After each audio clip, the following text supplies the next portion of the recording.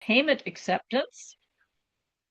And we're going to be learning about what it takes to be eligible to be an approved vendor, the ins and outs of the application process, and what to do after you've been approved. We'll have about 5 minutes after each presenter for Q&A for that specific section, and then we'll have a little time at the end because you may remember a question that you had forgot earlier, so we'll have some time at the end to wrap up. And you can use a raise hand button on the bottom Zoom toolbar, or you can just unmute your mic and dive in. You're also welcome to post questions by accessing the chat feature, which is also down on the bottom toolbar. And with that, I just want to say thank you for being here. My name is Sarah Hartman. I'm a project manager at the Northwest Agriculture Business Center, and I help Blake Banfield, the program director of Genuine Skagit Valley. She is present here, and she runs our regional branding program focused on presenting the farmers of the Skagit Valley. So we thank her for being here. And this class is a part of the effort of helping find new channels of revenue for the farmers in our local area. So welcome to everyone, whether you're in Skagit or Whatcom or elsewhere. We're really glad to have you here. Emily, do you want to do a short introduction of yourself and then we'll move on? Sure. I'm Emily Mankey. I work at Northwest Agriculture Business Center with Sarah. I am also a farmer. I have a small pastured poultry operation in Southwest Washington, just south of Olympia. And yeah, I'll pass it on to Alyssa, who's the next on my screen. Are we doing that? Are we all introducing ourselves? You know, why don't yeah, and we could do just a really short name and title, and then I'll do a lengthier introduction right before your section. So, Alyssa, if you want to just name and title real quick, and Yeah. Hi, everyone. I'm Alyssa Ovanen, and I'm with the Washington State Department of Health. great, thank you. And Amber, you're next. Hi, I'm Amber Foister. I'm with Washington Department of Social and Health Services, and I'm a retail program manager. Great. And that brings us to Lisa. Yeah, hi everybody. I'm Lisa Roach. I'm the regional specialist manager for MarketLink. Great, thank you. So, Lisa, if you are ready, we're going to dive into our presentations. And now Lisa, she's got a really deep knowledge about the SNAP and retailer authorization process. And so she's going to introduce the MarketLink grant program and provide knowledge on how to obtain the retailer authorization. It's not quite as straightforward as you might think. And so she's going to cover some of the requirements and the best practices in how to navigate the application process and just what that MarketLink grant is good for, what the benefits are. So Lisa, how about you take it away? All right, awesome. Everyone could see my screen, okay? Cool. All right, yeah, like I said, I'm Lisa and I'm the regional specialist for MarketLink, specifically for the West Coast. I'm in California, so I'm in the same time zone as y'all. Today I'm going to be presenting on the MarketLink grant program and how we help farms and farmers markets accept SNAP EBT. Thank you everybody who joined. I hope you all get a lot of good information out.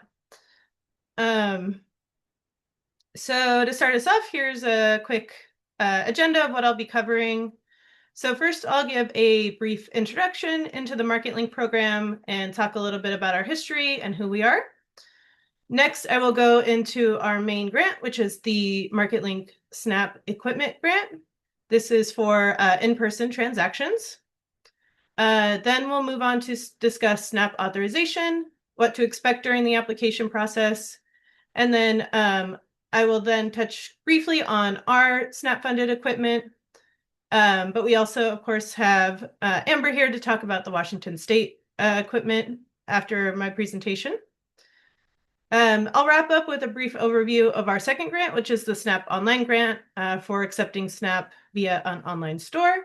So yeah, like Sarah said, post your questions in the chat as we go along, and I'll have a little bit of time to answer them afterwards and at the end. So to start us off, here's a little history about MarketLink. MarketLink was originally founded in 2013 as a program of the National Association of Farmers Market Nutrition Programs. We were funded by a USDA grant to specifically help farms and farmers markets accept SNAP EBT. From our founding up until 2024, we were partnered with a company called Novadia Group, who developed the Total Pay Go equipment. This equipment was and currently still is the equipment provided through our grant for farmers markets to process SNAP EBT. But bringing us to our current iteration of MarketLink, in 2025, so just last year, we became independent from the nonprofit we were under before and formed our own nonprofit called the Farmers Food Assistance Bureau. This nonprofit was created with the mission of simplifying financial transactions and improving all federal nutrition benefit programs. Through this transition, Novadia donated the technology for Total Pay Go to the Farmers Food Assistance Bureau, and since has dissolved as a company. But this transition has given us a lot more freedom to update and improve the Total Pay technology so that it can work best for farms and farmers markets. All that being said, we are still funded through USDA grants, one which covers our SNAP equipment and the other which covers the SNAP Online grant. So specifically, the SNAP equipment funding provides equipment through Total Pay Go, and SNAP Online funding covers the e-commerce provider GrownBuy and WorldPay FIS, which is the PIN processor for SNAP Online. So to end this section, here's a review of all our current projects. First, I mentioned the SNAP equipment grant, which is available nationwide, and it's available to both farms and farmers markets. This is the one I'll be going into detail today. The SNAP Online grant is also available nationwide, but only available to farmers, which I'll briefly touch on at the end. And then lastly, our other main project is we're working with various states to help with the rollout of electronic options for WIC, senior FMP, and incentives through what is called our TIM system. We currently have a EWIC program in Indiana, but are actively working to partner with more states. Right, so that brings us to our first main topic today, our SNAP equipment grant and how we can help farms and farmers markets with SNAP authorization. So to start us off, here's an overview of the basic steps of the process. The first step is to complete our eligibility assessment on our website. This is mainly to determine if you're eligible for the free equipment, but it also gets you connected with a regional specialist who will be your point of contact through the whole process. Step 2 is, if you have not done so already, to become a SNAP authorized retailer with the USDA, either on your own or with MarketLink's help. The last step is to get set up with equipment using our special application that we provide, or of course, as we'll talk about today, in the state of Washington, you also have state-funded equipment available to you. But either way, once your equipment arrives, you'll be ready to start accepting SNAP. So as I mentioned, the first step is to apply for a grant to see if your business is eligible. So I'll now share the components of eligibility. The business types that are eligible for our grant programs are direct marketing farmers and farmers markets based on USDA definitions. So the USDA defines a direct marketing farmer as an individual producer of agricultural products that sell directly to the public. Additionally, at least 50% of their total retail sales must come from products they grew or raised themselves versus buying from another supplier to resell. So it's okay if you supplement some out-of-season items with other suppliers, but as long as most of the income comes from your own products, you should be okay. Moving on to farmers market, the USDA defines a farmers market as 2 or more agricultural producers, meaning a farmer, selling their own agricultural products and directing and accepting payments directly at a vendor booth at a public or fixed location. public and fixed location, I'm sorry. So the businesses that would not be eligible is any business that does not meet this definition, or any farm or market who has utilized our grant already during this grant period.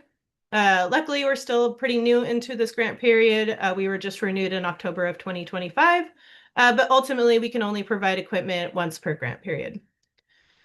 If you're ever unsure, you can always reach out to us before you apply, and we can always walk you through eligibility a little bit more in depth.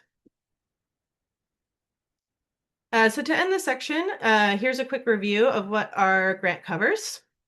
So we cover one-on-one support through the SNAP authorization process. And I'd also like to clarify here, that means if you go with our equipment or if you want to use the state Washington funded equipment, you can still get our one-on-one support through the SNAP application process. But our grant does also cover the SNAP equipment program provided by Total Pay Go. And with that, you also will receive a printer waiver, which refers to a waiver written into our grant that allows any farm or market using our equipment to not have to provide a printed receipt to SNAP customers because the Total Pay Go app has an option to provide a text or emailed receipt. If you get equipment through us, we can help guide you through setting it up. But lastly, we're here to answer any questions about accepting SNAP, regardless of eligibility or grant program. Even if your business is not eligible, we can still answer your questions and point you in the right direction of accepting SNAP. All right, moving on to our next section. I'll now go more into details about the SNAP authorization process and what to expect during the application, what documents to submit, and tips on keeping up with your application, and then I'll end with how we can support you through the process. So the first step of becoming a SNAP authorized retailer with the USDA is to fill out the application online. The application is about 5 pages and can take anywhere from 20 minutes to an hour to fill out. So the first thing it asks for is basic information about your farm or market, including where it's located, the name, legal business name, where you sell at, and the hours you're open to the public. It will also ask you what type of business your business is, meaning if you're a sole proprietor, LLC, nonprofit, or government-run farm or market. It also asks for your banking information, but only the name and address of the bank you plan on using for your SNAP deposits. It doesn't ask for a checking or routing number. Another thing it will ask for is a website, which is optional, but we do highly recommend having at least some type of online presence because most of the USDA verification process is to just verify that you're a legitimate business. So sometimes having an online presence can help them verify your business type. So by website, it could also be a simple Facebook page or Instagram will work as well. So next, it will ask for the responsible official information, which refers to the person taking responsibility for the SNAP program and ensuring that it was used correctly. So this person needs to be someone with the legal authority to sign legal documents on behalf of the business. So who this person is can depend on your business type and how it's structured, but generally this person needs to be the owner, manager, or executive director of a farm or market. The information they will need to provide also depends on the business type, but in general, they will need to provide their name, home address, social security number, and date of birth. They also will ask for some criminal history questions, which is basically to determine if you're a liability to the SNAP program. But it's important to note here that really they're just looking for things like financial crimes such as fraud, but more common ones such as DUI will not affect your application. Moving on, it then asks for sales and inventory information, meaning what your business actually sells to the public. And this is to determine if you meet what's called the stocking requirements to participate in the SNAP program.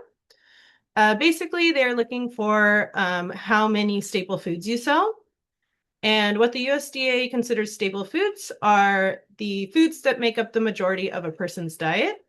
So this includes produce, meat products, dairy products, and breads/grains/cereals. A business can meet these requirements by falling into either criteria A or criteria B, and I'll explain what those both are in the next 2 slides.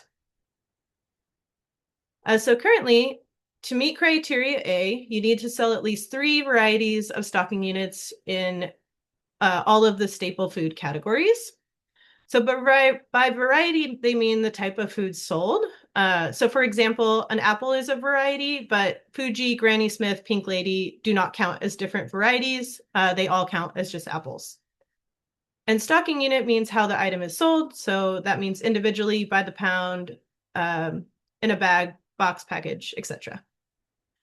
But as some of you may have heard, unfortunately, the USDA has announced they are updating this specific criteria from 3 types to 7 types in each category, which will go into effect fall of this year.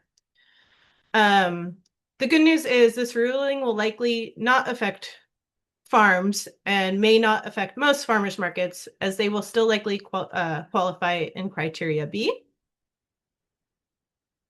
Which brings us to the second way a business can qualify, which is through criteria B.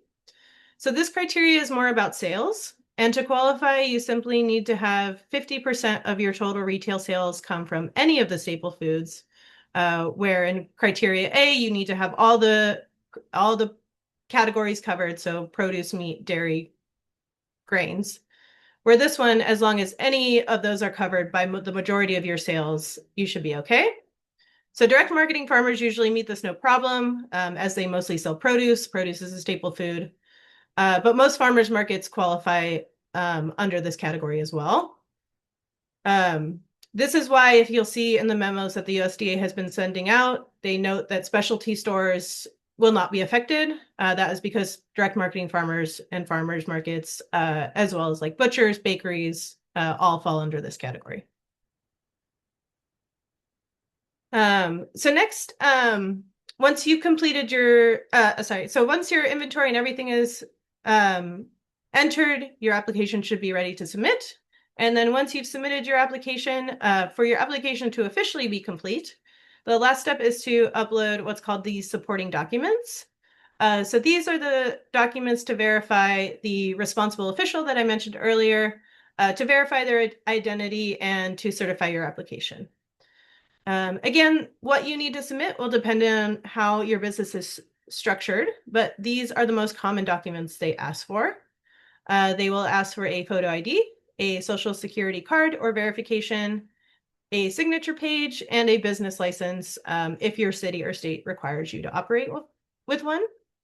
If you're a nonprofit, you'll need to provide your articles of incorporation and a determination letter.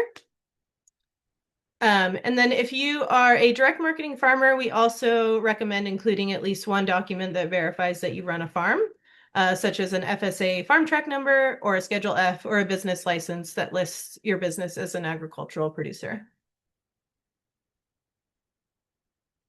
After your application and supporting documents are uploaded, then you basically just wait to hear back from the USDA. We recommend checking on your application at least once a week to make sure it's moving along and to check for what's called an additional information request. So what those are letters or emails the USDA will often send to verify any information about your business. It is good to look out for these because if you miss one, the USDA will pull your application as incomplete and you will need to start the process over. These requests are often the most difficult part of the application, so we definitely recommend reaching out to us if you need assistance responding to one. But altogether, lately this process has been taking anywhere from 1 to 3 months, but we've found that the more you check in on your application, the more you follow up with it, the quicker you will get approved. So now that you have an idea of what to expect on the SNAP application, I'll briefly cover the ways in which we can help you through the process. So the first step is to fill out and submit your supporting documents on, the first option is to fill out and submit your supporting documents on your own. We have instructional guides that we just updated this year that walk you through each step of the process. But of course, you can reach out to us if you get stuck or you have questions along the way. The second option, and sometimes easier option, is to have a MarketLink representative submit the application on your behalf. So this means we would book a phone call appointment to gather all the application information. We would then submit it and upload your supporting documents for you. So of course, the main benefit here is that while we're doing this, we can double check everything for you and make sure it's filled out correctly. But both these options are included in the MarketLink grant approval email we send after you apply. So you can review them both and decide which will work best for you. Great, so to end the SNAP equipment section, I'll briefly cover the options that we provide. So once you're approved for SNAP, you'll then need a point of sale device to accept SNAP payments. So this is the equipment that we provide. We cover a 1-year subscription to an app called Total Pay Go that you would download on a phone or tablet that you use for your business. You would then pair this app with the second piece we provide, the Bluetooth card reader, and use the app and the reader to process transactions. So you can see what this looks like on the left side of this screen. But what this means is you'll need to provide your own smartphone or tablet to run the Total Pay Go app on. It doesn't matter if it's a device you use for your business already or a personal device, or if it's an Apple or Android or whatever carrier you use. As long as your device has Bluetooth capabilities, the most recent software update, and access to Wi-Fi or cellular data, you should be good to go. So that brings us to what are the costs, what is covered during the first year, and what are the costs afterwards. So during the first year, the subscription of the Total Pay Go app is covered. And while using Total Pay Go, there are no transaction fees for SNAP EBT. Our grant also includes an incentive where if you do $500 in SNAP sales, we cover the next year. We hope to offer this as long as we have grant funding, but at least currently until October of 2028. But if you did not do $500 in SNAP sales during your year, but you want to keep using the Total Pay Go app, the cost is $191 a year or $19.95 if your market or farm is open seasonally. But even if you're paying for it, you will still have no transaction fees for SNAP sales and continued use of the Bluetooth card reader, which is free and yours to keep. So MarketLink is a federal program, which means we offer this grant nationwide. But some states have their own funding for SNAP EBT equipment to provide to farms and farmers markets. And as I mentioned a few times, Washington has their own. So normally we would say reach out to your state representative, but luckily they're here today, so we'll be hearing from them shortly. Great, to wrap up, I'll give a brief overview of our second main grant, which is our SNAP Online grant. So going back to the MarketLink eligibility assessment, depending on your business type, you may also apply for SNAP Online. Currently, only farmers are eligible for SNAP Online due to USDA regulations. If you are a farmer's market and want an online outlet, you could still reach out to us and we may be able to advise you on a path of how to do that. But if you're a farmer and you're interested, similar to the SNAP equipment grant, it covers one-on-one assistance through the SNAP online authorization process, a 1-year paid subscription to GrownBuy, and PIN services provided by WorldPay. And again, answering any questions you may have about the program, as our time is never charged for. And this is just a quick overview showing that the process is very similar. First step is to apply for MarketLink, then apply for SNAP in-person authorization. Then applying for SNAP Online authorization, and then getting set up with a GrownBuy account.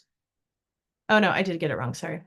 First step is SNAP in person, then set up a GrownBuy account, then SNAP Online authorization, and then we can help test to make sure your online equipment is all good. Great. So if you're interested in getting it started, head to marketlink.org and apply directly on our website. Our application only takes a few minutes and, like I said, gets you connected to a regional specialist, which would most likely be myself or one of my wonderful colleagues if I'm out of the office. If you have any questions that you think of later, you can reach out to us here, or I'll leave my my information up on the screen while we do questions, if there are any. Great, thank you. And we will be sharing out contact information to all the participants and the registrants as well, the people that weren't able to make it. And it's tough because it's like starting at 4 and ending at 6, and so we might see some people drop off and other people drop in during this. Then that's why we gave it enough time. So thank you, Lisa. That's a good explanation, a good overview. Did we have any questions coming through in the chat, Emily? Did you see anything there? Okay, I have a question, however, and this goes back to a conversation, Lisa, that you and I had earlier. You have the option of filling out the application online yourself or getting help from MarketLink. So what are the pitfalls? What could go horribly wrong if you do it yourself? When folks do it themselves, we've sometimes seen things getting missed because we spend all day, every day doing this. We know what nuances to look out for and kind of how to decipher the bureaucratic language that the USDA uses. So sometimes someone will think that they responded to something correctly and they didn't, and then it lapses out and they need to start the process over. So I think, yeah, ultimately just the second pair of eyes on things really can help and help the process go quicker, because as I mentioned, it takes about 1 to 3 months, sometimes longer these days, to get SNAP approved. So starting over can be incredibly frustrating. So yeah, worst case scenario is someone was working on it for months and then had to start over. And I think, didn't you, when we talked, wasn't there an instance where you've got a question and you could pick obscure answer number 1 or obscure answer number 2. If you get it wrong, it like delays your application if you pick the wrong category for yourself or something like that. Yeah, that sometimes happens too. Sometimes farmers who vend at a farmer's market will apply as a farmer's market, thinking logically, that's where I do my business. I'm a farmer's market, but the USDA will see that they're a farm and then have to correct it. So sometimes, yeah, I guess not vice versa, or sometimes the farmer's market will apply as a retail store when it should be a farmer's market. Yeah, anything that can cause the cogs of the USDA to go slower will definitely cause it to go slower. Okay, cool. Yeah, you don't. It takes long enough as it is. You don't want to delay that and if you want to get into the sales for the season. Yeah. Well, great. Thank you. Any other questions at this time? I'm Yeah, thinking Melissa in the chat just popped in and asked, perfect. if your farmer's market has 2 locations, must you apply for each separately? Yeah, that's correct. So farmers markets need to have a SNAP authorization for each location they sell at, with the exception of if your market is moves for a season. So some markets go inside during winter, or vice versa. In hot areas, they go inside for the summer. In those cases, you can sometimes just put a note that we move this location. But if you're talking about like a farmers market organization that runs one market across town, the other one across town, those each need their own authorization. I should also mention that for farmers, the USDA allows them to accept SNAP wherever they sell at. So a farmer, when they apply, they get their farm authorized for SNAP, and then they can use their SNAP equipment anywhere. They don't need. So if they go to a farmer's market, have a farm stand, have a CSA pickup, they don't need FNS authorization, SNAP authorizations for each of those. That is so rad. I was a farmer's market manager, and it was those tokens they were so problematic for so many years. And I was always like, there has to be a way that we could come up with a way where people can run there. I'm so happy to hear it. I do have a quick question, and sorry if you explained this, but I just wanted to clarify. For the piece that's like the Grown By app, is that sort of like what you'd be using instead of like a Square? Like you guys are the card processor and Grown By is more of like how you actually enter in your items or whatever? So GrownBuy is for Snap Online. Oh, okay. It's just the online storefront. Yeah, Total Okay, Pay is got it. the in-person app, and yeah, that does work very similar to Square. Okay, cool. Okay, great. I think we're there then. And so thank you very much for that. That was a really good, thorough explanation, a good overview. So I think we're going to move on to the next section now, and that's with Amber. As she said, she's the EBT Retail Program Manager for Washington Department of Social and Health Services, and she's going to talk about Washington's own point of sale equipment program, as you mentioned, Lisa, that each state can have their own program. So she's going to go into that a little bit, and I guess you can get free wireless EBT terminals. So that sounds great. Take it away, Amber. Let us know all about it. Yeah, thanks, Lisa. That was actually a really good presentation on the process of applying. So I really appreciate seeing that as well. Applying for getting equipment can be a daunting process. The process for getting a free EBT POS device through DSHS is pretty simple. I think the hardest part is getting your market eligible to accept SNAP. So Lisa explained a lot of those ins and outs. Department of Social and Health Services participates in this program for a free EBT POS device to be leased. And are you able to show the slides by chance? Yeah, I can. Did you sent them to me already? Yep. Okay, yeah. Give me 1 second. Sure.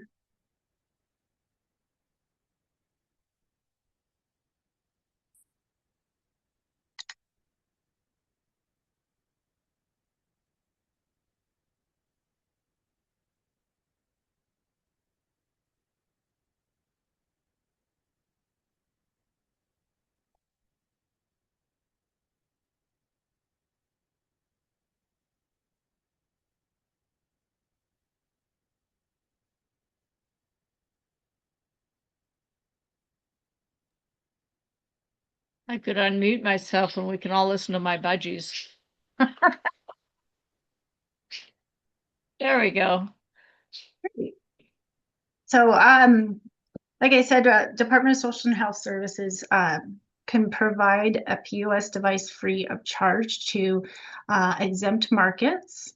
And like Lisa explained, an exempt market is somebody that's applied with FNS to accept SNAP as a form of payment that is classified as either a farmer's market or a direct marketing farmer.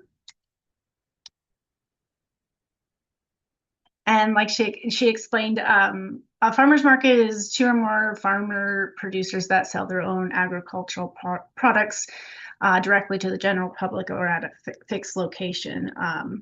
And like she said, there are some criteria to be considered a farmer's market, and those will be changing soon. Otherwise, direct marketing farmer is somebody that sells their own agricultural products directly to the public. That includes fruits, vegetables, meats, and poultry. So how it works with our system is our vendor FIS is we have a contract with them that they provide the device as part of our contract free to these exempt retailers. So what happens is if you are approved to accept SNAP as a form of payment, you usually will get kind of a postcard in the mail from FIS that says, congratulations, you're eligible to accept SNAP. Please feel free to reach out to Washington DSHS to inquire about a free POS device. So sometimes they reach out that way, or people will email me directly or call me directly, and they will inquire about this free POS device. And it looks similar to the one on your screen. It's kind of like a little brick that you slide your card through. It comes in a wired terminal or a wireless terminal. Really don't deal with too many wired terminals because, being at a farmer's market, it's not practical. The wireless POS is the most popular. It is, it's mobile and flexible, but it does require cell service. So you would need to have access to cell tower. It runs off of Verizon and AT&T cell signals. It does not process credit or debit, so it would only process EBT transactions. You don't have to have a Verizon or AT&T phone plan. It just has to have some sort of signal from a tower, if that makes sense. So how can you get one of these devices? Like I said, when you are newly approved for accepting SNAP, you should get some sort of like a congratulations, you're eligible to accept SNAP postcard from our vendor FIS. Otherwise, you can always reach out to me directly if you're interested in this POS device. My email and phone number are on the screen. After you have let me know that you are interested in the wireless device, the process is pretty simple. I put in a request to have this device sent to you. FIS, our vendor, will send you an email with what's called a wireless agreement that you fill out. And that agreement, it basically, you want to fill out your market information, your banking information, who owns the market, what have you, so that they can get everything set up with the device so that when you run transactions, it goes into your markets account. Once that paperwork is all filled out and you provide them a copy of your SNAP certificate, then it's just a matter of a few days that they send you the POS device. Usually there is some training that's involved with the device. Our FIS vendor will contact you to make sure that you know how to turn it on and how to run transactions. And generally, if there's any troubleshooting, you can reach out to myself or our vendor FIS and try to help you with that. I think the most common thing with the devices is you have to keep them charged, because they are wireless. You have to plug them in and get them charged before you head out to market. So that is a common problem. But yeah, it's a pretty easy process. I think the hardest part is, the paperwork. So other than that, it's a pretty good program to where if you wanted to get a basic device, you can. There is no app that is required to use the device because it's kind of an older technology. But if you wanted to use an app to look at any of your deposits or clear vouchers, you can always use the EBT Edge mobile app to sign in and go into what's called the merchant portal and look up things that way. That's really all I have for you. I don't really have a lot of, deep dive information on the device because it's, like I said, it's pretty simple, like an old-fashioned brick device. One day we will have new devices because we're going to get our chip cards going, but not there yet. Well, thank you, Amber. Yeah, when you say brick, I think of the original mobile phones. Right. And yeah, that government equipment is not always, the latest and greatest. Did we have any questions from? Yes, we have one. And it is this only for farmers markets or can farms also apply? It's for farmers markets as well as direct farmers, as long as you have the USDA classification of either of those two. Cool. Any other questions? As usual, I have a couple. Well, I did think of one question I get Okay. pretty regularly is a lot of times we get farmers that sell in multiple locations simultaneously. So I do get questions about can they get more than one device? And if that is the case, I do approve those when a market is, they're selling Saturday markets at 3 different locations at the same time, then they can reach out and ask for multiple devices. Well, that's a very good point. I'm making notes as I'm going. This is why I'm looking down a lot here. So, because I'm learning along with everyone else. So I have a question that just, someone might have thought of this. What happens after you've taken the transaction? I mean, what's the process? How do you get your money? I mean, it goes into the ether.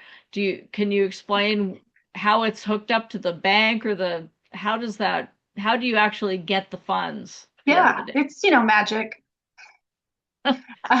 So when the market fills out the wireless agreement, they do put in their banking information. So your banking account, your routing number, things like that. So that when the transaction goes through the device on the back end, FIS, our vendor they have all the information. They have it programmed to where the funds go into that account.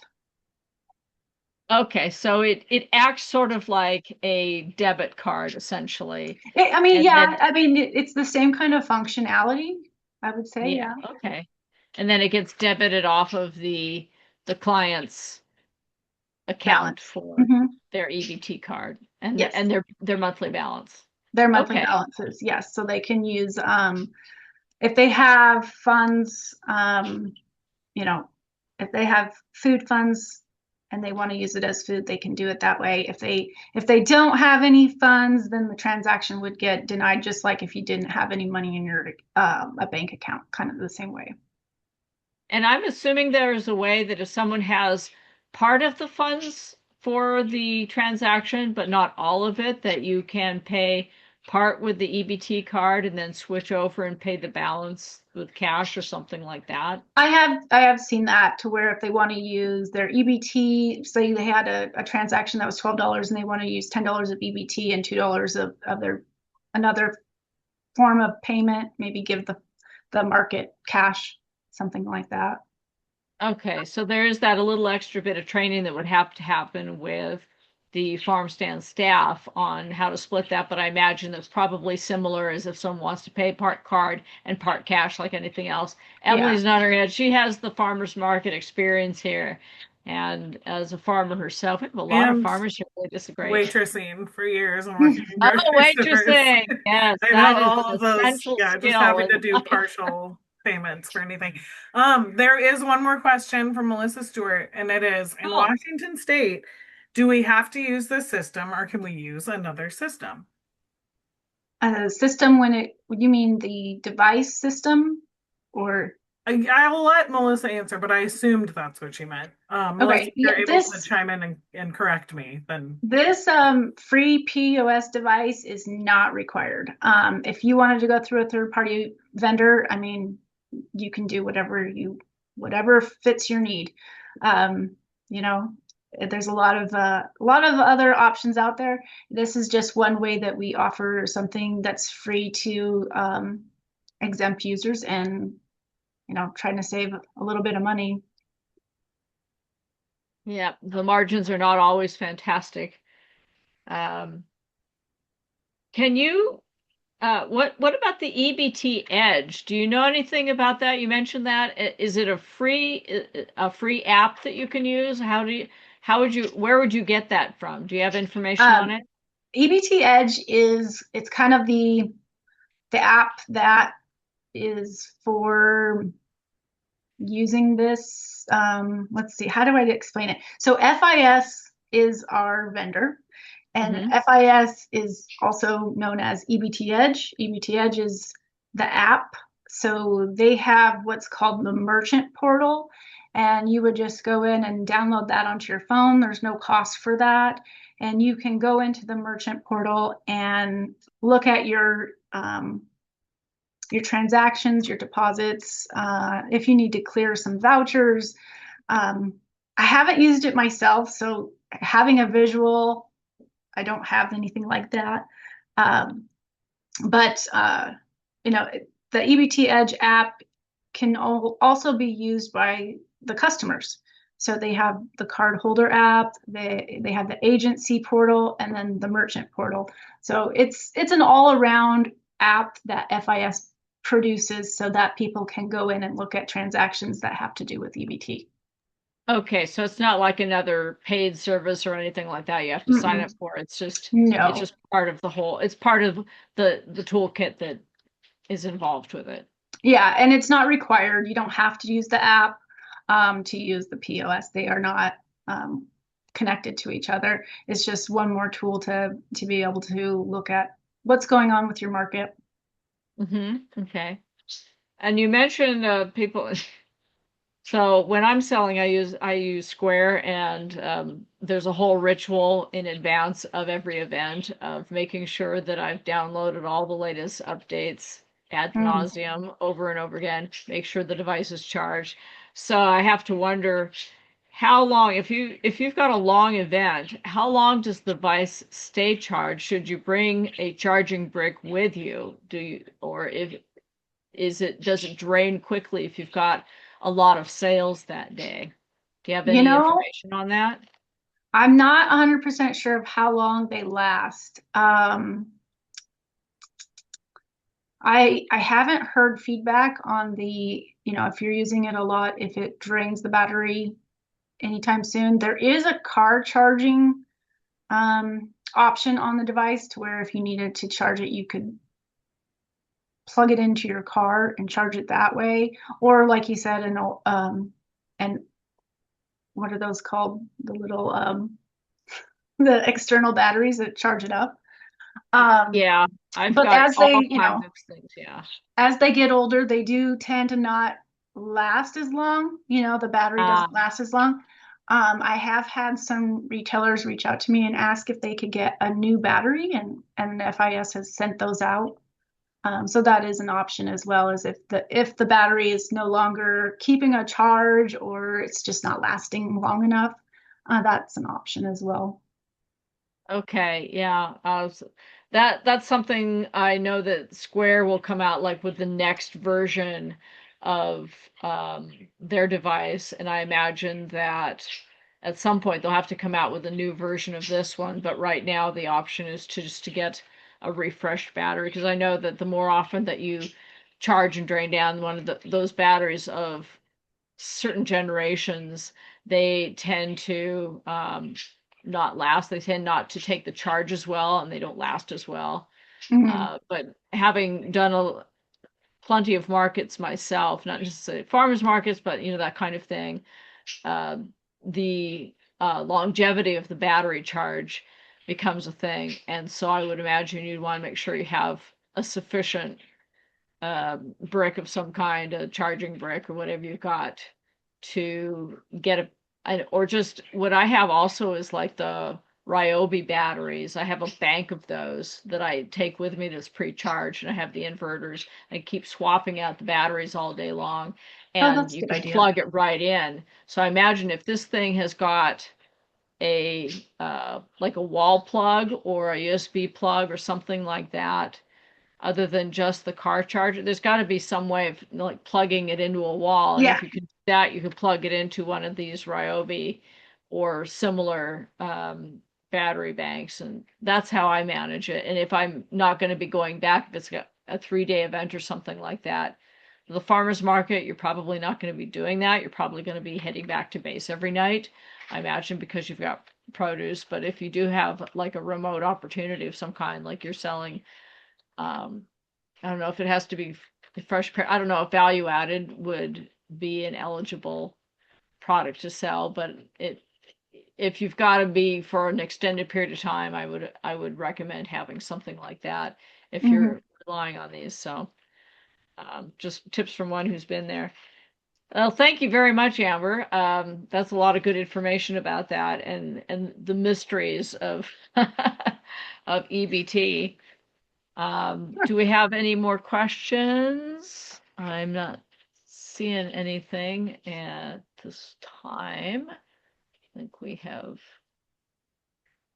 Okay. Looks like we've got all of those. Great. Okay.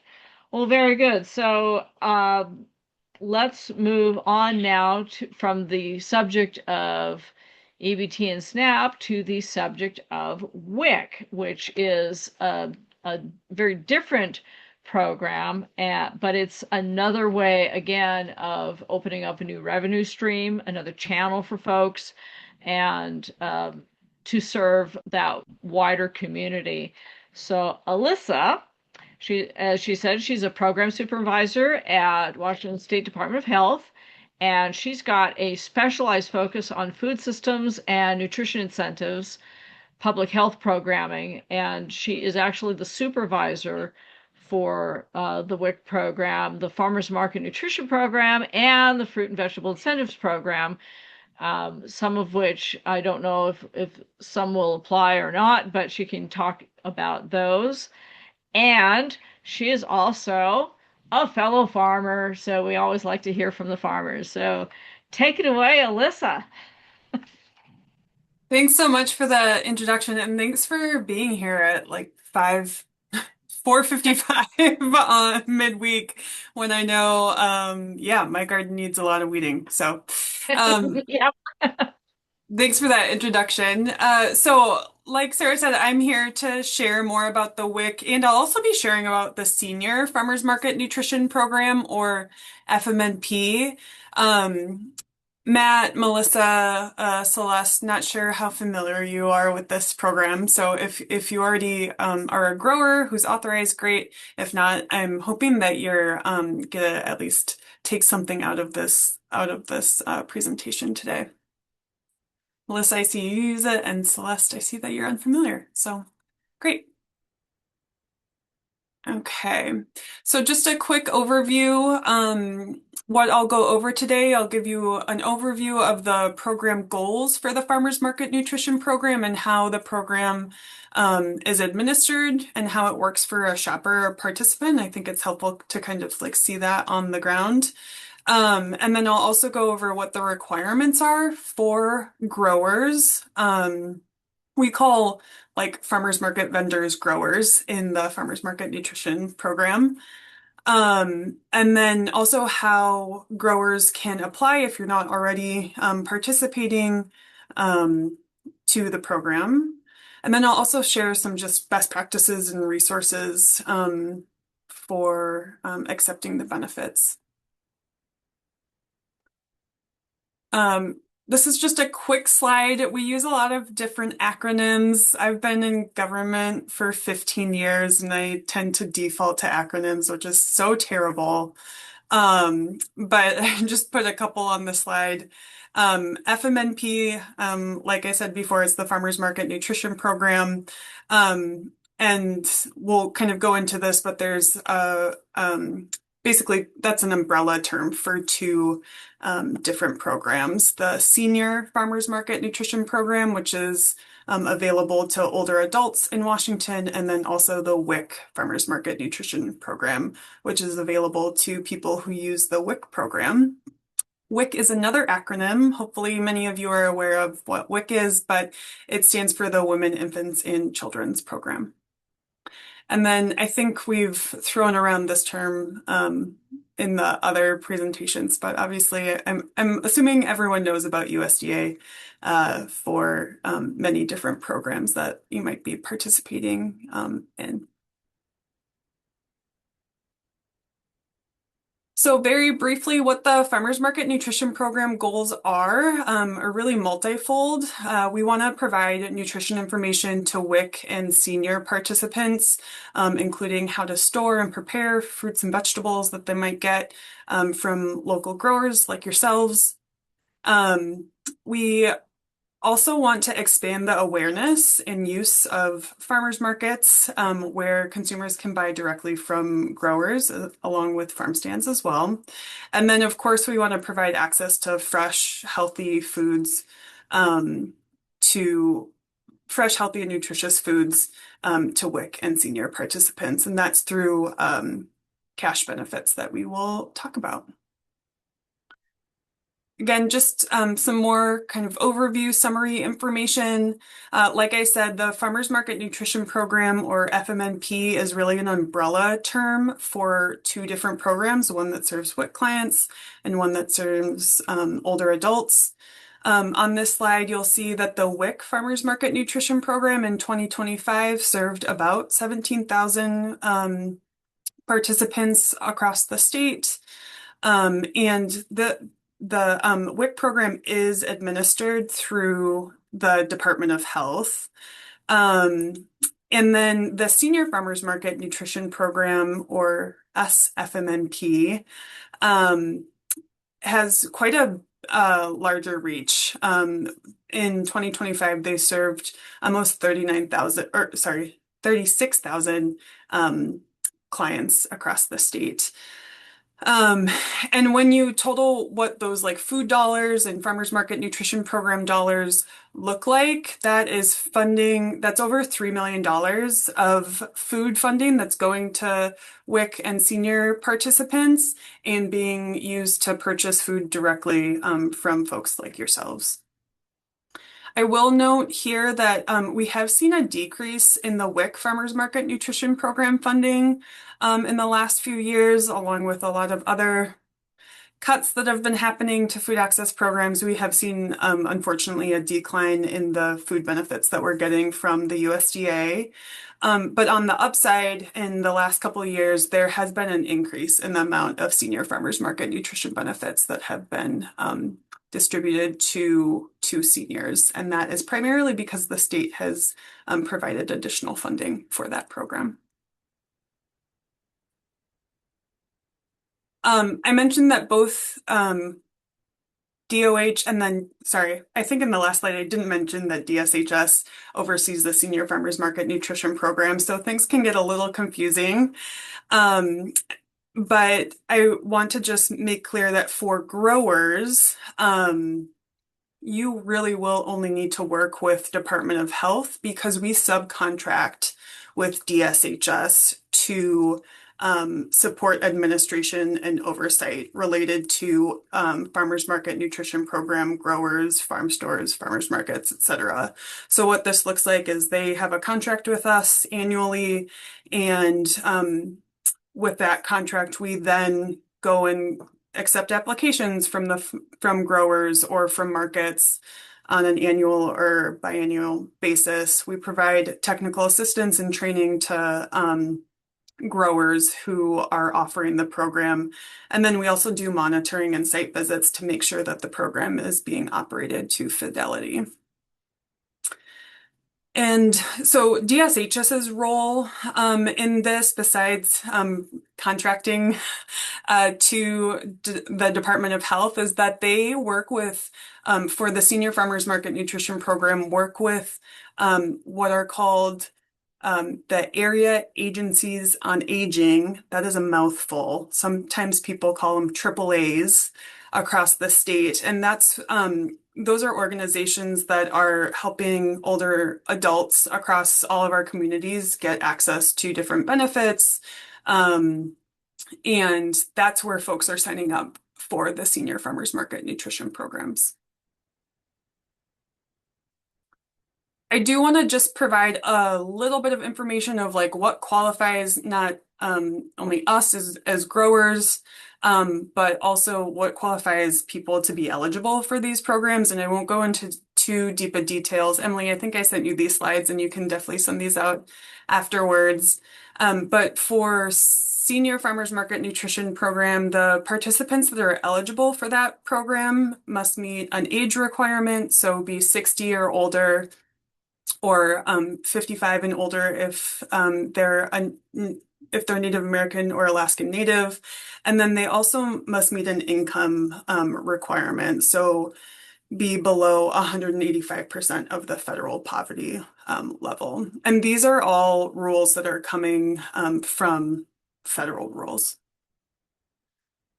I mentioned that folks sign up for these benefits through their area agencies on aging, AAAs.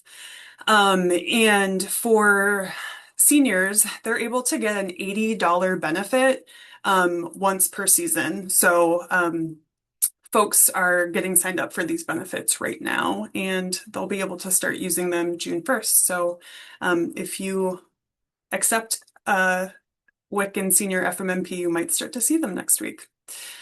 Participants for the Senior Farmers Market Nutrition Program can purchase fresh, local produce, cut herbs, and seniors can also buy honey with their benefits. And if you want to find out more information about eligibility, whether community members that could benefit from this program, there's a link on these slides to the DSHS page to learn more. And then I won't go into too much detail because there's a lot related to WIC. We call Big WIC the program that folks are probably most familiar with when folks use their benefits and typically shop at grocery stores. That's a very, very large federal program. And then the WIC Farmers Market Nutrition Program is kind of a small sliver of that. For folks to sign up for WIC Farmers Market Nutrition benefits, they first need to be actively enrolled into the larger WIC program. And so that means that they need to get connected to a local WIC clinic, make an appointment, and then meet with WIC staff. And that would be the time that they can not only get their typical food benefits that they might be able to use at a grocery store, but they can also let the WIC clinic staff know that they're interested in participating in the Farmers Market Nutrition Program as well. One thing I do want to note, and I think this is pretty particular to Washington, I don't know, at least I'm not sure if you've heard this in other states or not, but we have the Farmers Market Nutrition Program, and that growers and at farmers markets are accepted for WIC. And then we also have what's called the WIC fruit and vegetable benefit, which is part of the normal WIC, like large WIC program. And those are benefits that get distributed every month. As part of that larger WIC program, the fruit and vegetable benefit is like an extra $26 or more per month that can get reloaded month after month. And in Washington, because of the way that we have set up the program using QR codes and an app, growers can accept both the Farmers Market Nutrition Program benefits and the fruit and vegetable benefits, or sometimes we call them cash value benefits. So Sarah, I think at the top of the hour you said something about like increasing, sales, and I feel like this is like a pretty special thing in Washington State, the fact that WIC participants are able to use those benefits with authorized growers as well. I do think that I missed this piece that's on the slide, but a typical farmers market nutrition benefit is $30 per participant, and a household can get up to $90 if they have 3 eligible participants. So it's anywhere from $30 to $90 depending on who's eligible in the household. Melissa, I see your question. I'm just going to answer it right now. You're saying, can farmers accept the cash value WIC benefit all year long at their farm stands? Yes, they can, as long as you have, and I can always check in with Catherine Flores, who was supposed to be here today and wasn't able to. As long as we know that your farm stand is open and operating. So if you told us during the application process, hey, we only are open May 1st through October 31st, if we see that the farm stand is accepting those WIC fruit and vegetable benefits in December, it's going to raise a red flag and be like, wait, what's happening here? And so there might be a back and forth with folks on our team to ask, is your farm stand open? Like, we need to get that information updated, if that makes sense. Great. So what are the eligibility requirements for growers? There's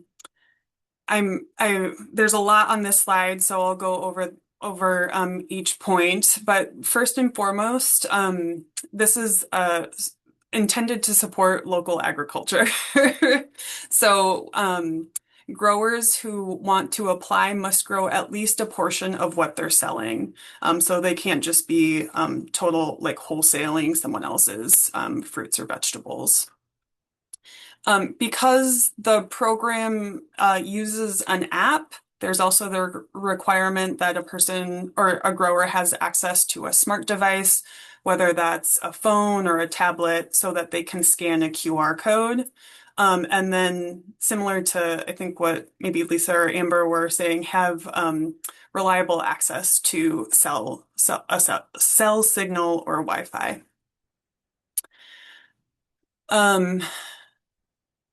The third bullet point on here is no surprise. We really need growers to only accept these benefits for eligible products.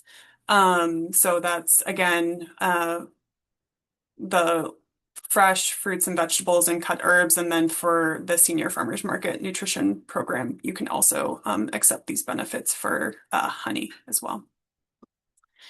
As part of the application process and agreement process, growers will be responsible for training any folks that are on their staff to make sure that they're familiar with what's eligible and how to run a transaction.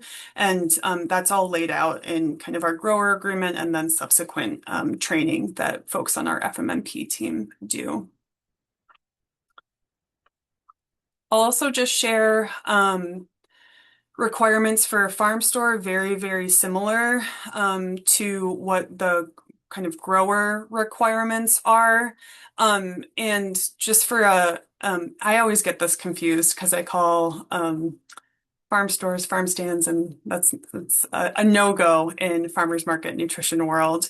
But the definition for farm store within the FMMP world is that it needs to be a fixed location where a grower sells at least a portion of the eligible food that they grow. So basically, this is like if you have a stand that's on your farm, this is what a farm store would be. There are different types of sales channels. For example, like if you or you know someone that's selling out of the back of a truck. They're like setting up a truck to sell. I'm from the Midwest, so I would always see trucks sell corn out of the back of their trucks during late summer. That would not be a farm store because that's not a fixed location. The other requirement for a farm store is that it must be at least 5 miles away from the nearest approved and authorized farmers market or farm store that's participating in FMNP.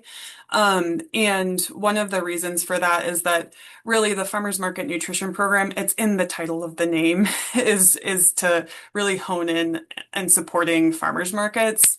But we realize that there can be some access issues for folks to get to farmers markets. And so that's why we try to make farm stores available as part of this program as well. I won't go into any of the other bullet points on this because they're similar to the other slide.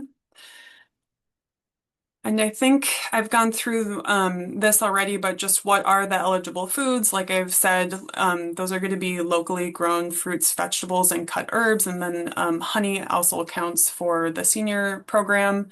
And in our rules, we talk about locally grown and unprocessed. So like we're not technically like a fruit that's cut and sold. Like if you sell half a watermelon, I don't know how many folks do that. Like that wouldn't count because it is it's cut or processed in some way.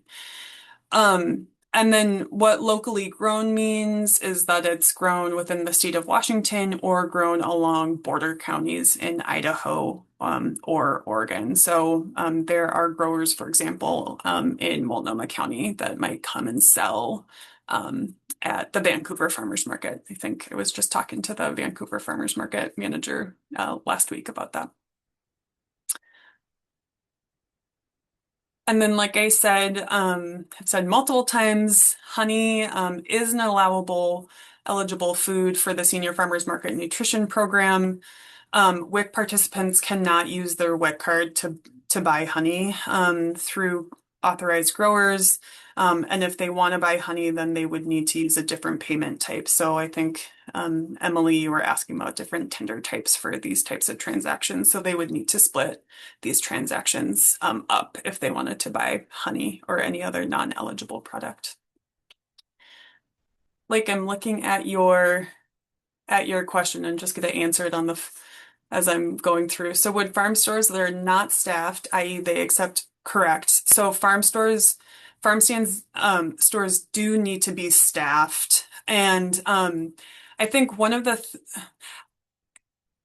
things you'll see when I show you how the program works, it relies on someone scanning a QR code and the vendor has to do a few things. A person has to input their a PIN, and that's logistically just not possible if someone's not there and able to run that transaction for them. Good question, though. So growers that either are interested in applying growers that are interested in applying would need to submit an application through the Department of Health. And just making a note that there are two separate applications. They look very, very similar for farm stores and growers. And all new growers and farm stores either put in an application already for the 2026 season, which starts next week, or you can still put in an application for this season. I think I might have had a holdover of, for folks that were accepting the farmers market nutrition benefits, so growers accepting those benefits last year, they will not need to apply again. But I think we're on a 2-year cycle for the application process just to make sure that we have all of our information up to date on a regular basis of which growers are participating. I do have a QR code and also a link to our Department of Health website with the information about application, what the agreement looks like, and a bunch of other resources that could be helpful as well. Sorry. And then this is just a quick summary of what the application process or application steps are. We ask that you would submit an application. There's a couple different ways you can do that, but email really is the best way for us at this point. And then if you get approved, or once you get approved, you would get a grower number. And then like both Lisa and Amber talked about, there needs to be some kind of merchant agreement so that the growers, once they run a transaction, they can get that automatic deposit into their bank account directly. So we would need a merchant agreement and a W-9, and that would go to custom data processing, which is actually works with FIS, who Amber mentioned. and does the payment settlements for the growers on our behalf. Growers would also need to get set up in the WIC Direct Vendor Portal. That's where you physically, like through your smartphone or smart device, accept the benefits from participants, and then of course get training. And our team offers that training in the spring every year. Sorry, I've got a tickle in my throat. Perfectly all right. It's spring and it's floof season. There's floof, Yeah. cottonwood floof all over the place. I've got piles of it Yes. outside, and it's snowing. That cottonwood definitely looks like snow for sure. Okay, so accepting the benefits, I'm actually gonna skip to this next slide so you can just see, and this is not like step by step what a transaction looks like. But this is what a transaction, like a quick transaction would look like with a WIC shopper. One thing I will say is that if a WIC shopper has both the WIC Farmers Market Nutrition Program benefits, and not all WIC participants do, and they have their WIC fruit and vegetable benefits or cash value benefits, a grower is not going to be able to distinguish from those benefits on your side. So you'll just know that like when they present something that the funding gets drawn down. We can see that on our side, and the participant can see that on their side as well. So I'm going to play this, and hopefully the audio works. WIC participants can now use their benefits at farmers markets. With the Farmers Market Nutrition Program, you can get $30 to spend on farm fresh produce, up to $90 per family, in addition to your monthly WIC fruit and veggie benefits. Oops. Purchase fresh produce with your QR code, available in your WIC Shopper app, on your card, or use a printed copy. Check out wicfmmp.com to find participating markets. WIC. And I have to say that that URL actually does not work anymore. So go to the URL that is on these slides for more information. And so you'll see that's how a transaction would work with a WIC client. They present their card. The QR code is printed on the card. If someone doesn't want to use their card, but they've got their WIC shopper app, they can present that. Or they can also, like a WIC clinic could print out a paper version of that QR code for them. So there's multiple different ways. The same goes for the Senior Farmers Market Nutrition Program. And WIC I think I have a video of that. I might just play it because it's super short. Just so Did you you see what know the card about the looks like. Senior Farmers Market Nutrition Program? You can get an $80 benefit card to spend on more of the freshly grown foods you love. Here's how it works. When you're ready to make a purchase, the grower will take your card and scan the QR code. Then, you'll enter your PIN to complete the purchase. For participating markets, local contacts, recipes, and more, go to seniorfmnp.com. I did not check that URL today, so if not, go to the DSHS website that I have linked in here. Okay. So this is just a slide showing that there's multiple different ways for a participant to use the benefit. And from the grower side, it all is based on that WIC Direct portal app. So as long as you have a smart device that can scan the QR code, then you'll be good to go. Blake, I see your question and around a farm store that might be open 7 days a week and is within a 5-mile radius of a farmer's market that operates only 1 day a week. I do not know the answer to that. I'm gonna defer that to the folks that know about our FMNP rules better than I. But we can get you an answer for that. I will say that sometimes exemptions can be made if need is there. The other thing I just want to note here is that no surprise, like any other food access program, whether it's SNAP or WIC or Senior Farmers Market Nutrition Program, all participants should be treated the same, just like a regular shopper, whether they're using these types of food benefits or if they're using a debit or credit or something else. So we really want growers to ensure that they are treating program participants equitably. And there have been instances where that doesn't happen, and anyone can submit a complaint to our website. And we get those complaint forms and we take those very seriously. We have a whole monitoring and compliance team that will do follow-up on things like that. And I'll just give you an example. For example, if a WIC Farmers Market Nutrition Program shopper was charged an extra $1 on a transaction because they were using the WIC Farmers Market Nutrition Program benefits, that would be something that we wouldn't know about on our end unless someone made a complaint about that. All right.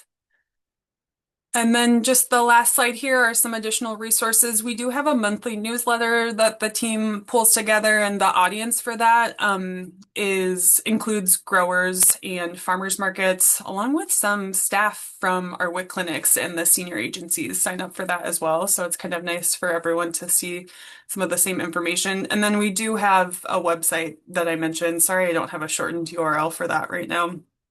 On our DOH website. And then also one thing I want to flag, the Washington State Farmers Market Association has a recently published vendor guide for food access currencies.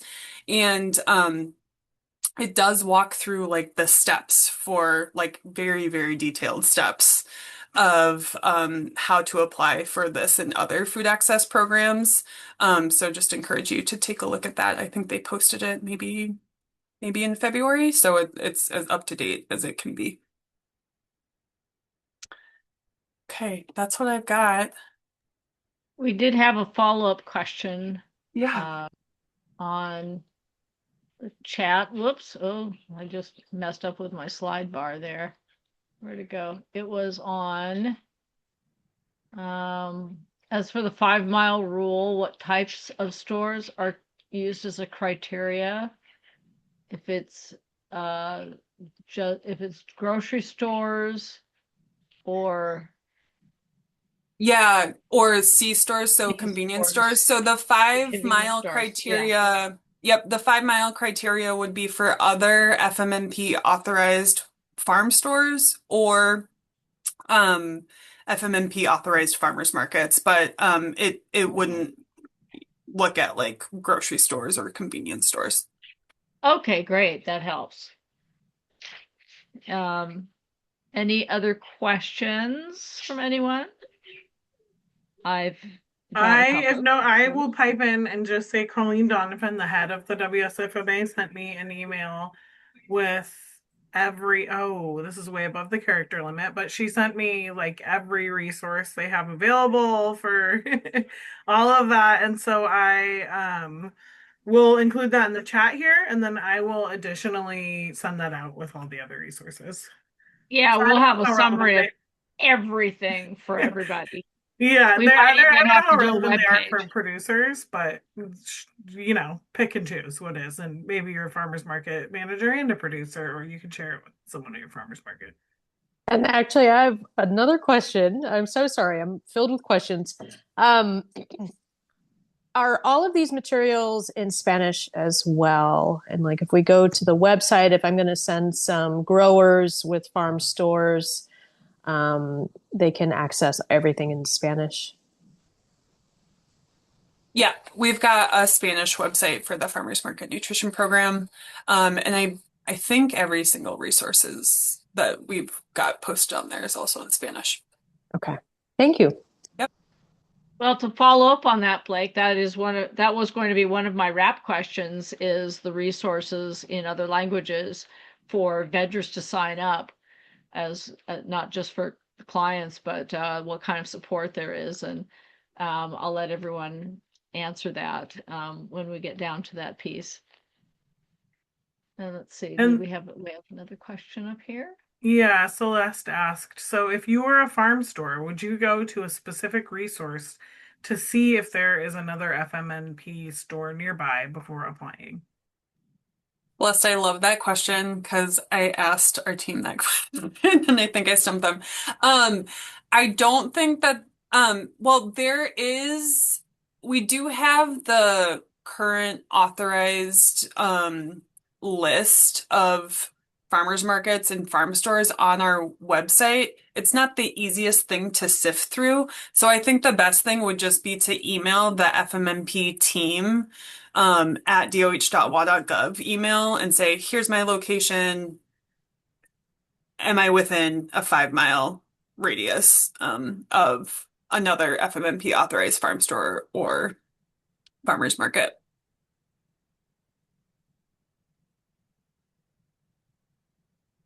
Good to know. I know, for example, there's a SNAP vendor map, but it's a few years out of date, and there is a location map. It's national, and you can dial it in, and that's a pretty good resource. It's just unfortunately not super up to date. I think it's 2023 or something like that. So it's great that the information is there, as long and I agree that I think it's just easier to get a hold of a specialist and say, hey, Yeah. this is what I need to know, especially, and you don't want to go through the pain of applications, unless you know that you actually have a shot at being eligible. So so I noticed that calling out cut herbs was kind of an unusual thing, and I was curious about that. And I don't know if there's any other weird things that you might not consider as being included perhaps under the vegetable column, like seaweed or sprouts or any other oddball kinds of things that are actually eligible that you wouldn't necessarily think of. Like, again, cut herbs is not, it wouldn't normally be enfolded and called out specifically, and it's good that it is, because it's a little bit of an oddball. Is there any other items that you can think of that might be, that you wouldn't necessarily think of as being eligible? That's a good question, and I would maybe need to check with Catherine Flores because I think she gets all these questions. Sometimes I think like mushrooms might come up if this is Oh, eligible yeah. or not. They should be eligible. Um, but um, I think though cut herbs that used to not be part of our larger WIC program package, and so we want to make sure that like people know like when cilantro is fresh and in season, like get that at the farmers market for sure. But Sarah, I can ask if Catherine can follow up with a couple like ones that folks get caught up on a lot. Yeah, we might want to make a list of the questions that could, the oddball questions that, of course, we're going to come up with, uh, like the specificity on the farm store question, and the question on eligible foods. And I also was curious about, for the senior WIC program for honey, if it's honey in all forms, if it's that comes in jars, it comes in straws, comes in honeycomb, it can come flavored. And I'm Yeah, just wondering, it is. where do you split the line on what's eligible? Yeah, there is guidance. Well, there are rules on what's eligible. It's not any honey product, and I can pop that in the chat. I'm not sure if it's in our Washington administrative code or in the federal code. But there are very kind of nuanced details. The other thing I will say that that Washington State Farmers Market Association vendor guide, I remember because there was like a whole page dedicated to it. It like lays out Wow. yes to this type of honey, no to this. I just don't have it on the tip of my tongue. Well, I thought I'd try to. It's called challenge the speaker, I guess. I'm like thinking of around the box because someone's going to ask this question.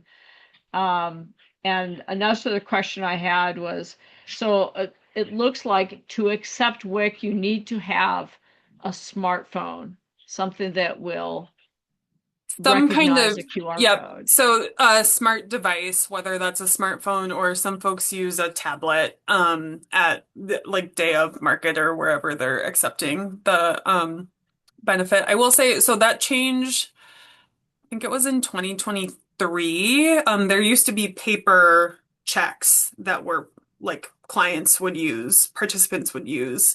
And I think we made that shift. I want to say it was in 2023. And I think we saw a little bit of a dip in the number of growers that were accepting FMNP, and then we've seen it rise in the last few years. So I think folks are becoming more familiar with that type of technology.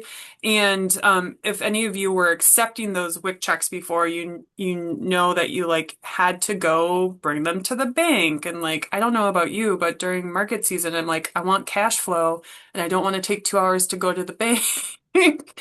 I will say, like with like SNAP settlement that Amber and Lisa were talking about, the nice thing about accepting the payments electronically is like that is a deposit once a week that like a farmer doesn't have to take their time to like go deposit at the bank.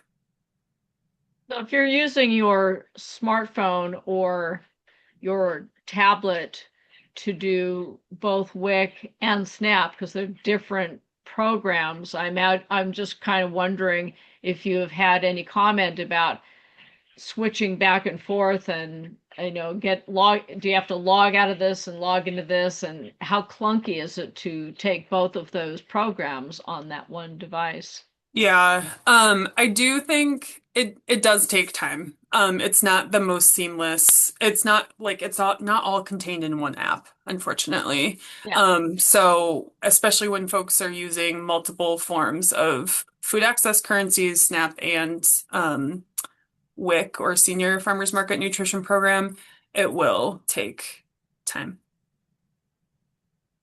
Yeah. Okay, that's what I would imagine. Any other questions from anyone? Okay, very good. Hey, thank you, Alyssa. That was a really great presentation. Appreciate that. And again, to our remaining attendees, we'll be sending out all this information. So don't strain your wrist trying to write everything down. We'll make sure that we get everything to you. So with that, I will ask my big question of resources in Spanish. We work with a number of Latine farmers in the Skagit Valley and in the Northwest. So what kind of support is available? Live support, especially for Spanish speakers for each one of your programs. I'll go back to starting off with Lisa. What kind of support do you have for Spanish speakers in helping them apply for the FNS approval? Yeah, so our website can translate in Spanish. We have a toggle on the top right corner that does that. Our MarketLink eligibility assessment also translates to Spanish. We had thought it automatically did it, but we learned it doesn't for everyone, depending on what browser you're using. So we fixed that recently, and you can actually click directly to the Spanish application. On our resource page, most of our resources are translated into Spanish, with the exception of the updated SNAP guides, which we just made. We also recently hired another Spanish speaker, so we now have 2 Spanish speakers on the team. There is only 4 of us, so they should clarify. So we used to only have one. So historically, we would just refer folks to her to work with on a one-on-one basis, but now we have 2 folks, and together they're actually working on creating more Spanish resources. So yeah, quite a few, and working on more. Yeah, I think that having a live person culturally, I think that is the more accessible way, is to be able to, is there a number I can just call and talk to a person and have them walk me through this, instead of, all the online stuff isn't necessarily, I think it's generational as well. So good to know you've got some robust resources on that. Yeah, and on that note, we have a booking system. So anyone who's interested in talking to someone, they can always book an appointment with us. Okay, very good. Amber, what have you got in the way of support for people who are not English speakers to hook up with the equipment from Washington State? Right now, I don't have anything translated as far as the PowerPoint that I just showed. What we do have as far as Spanish speaking and several other languages is our how to use your EBT card. And that's really the only thing I know of that is definitely out there in several languages. But as far as the EBT POS device, I don't have anything that is translated right now. Okay. Would there be some support maybe from the MarketLink people to be able to make that last step of getting the device? Is there some way to complete that they can have some support in completing the journey and getting the device, or are they going to need to, find a friend that can help them navigate the application and the training for that? I mean, if somebody were to call me, I could get a translator on the phone for sure, to have conversation. And I will find out, I'll write that down actually to find out if the wireless agreement that FIS sends out is available in Spanish. Yeah, that would be really good, especially when there's something legal. I could see where that could maybe put a chill on someone's participation. And so that would be really great to know. We are trying to connect some of our clients to EBT. And so I said I'd push a little bit and see what was available and make sure that the journey is comfortable end to end. So thank you for that. And so Alyssa, I'll post it to you. I imagine that you have resources that are translated. Do you have like a live human beings that people can talk to? Because sometimes that's the more accessible route. Yeah, so I just posted in the chat the Spanish, again, it's like just a toggle on our webpage. And then Catherine Flores, who's I work with her, and she's been part of this program for 10 or 14 years. She is a fluent Spanish speaker. And so when folks either reach out through our inbox, the FMMP team inbox, or over the phone, Catherine can be there to provide answers, particularly for growers. And then the other thing that can happen if a grower is authorized to accept these benefits, and let's say they're in market or at their farm store and something's going wrong. Let's say it's on the weekend and like Catherine may not be working on the weekend. We do have a customer support team that works Saturday, Sunday. Right now it's just going to be like 10 to 2 p.m.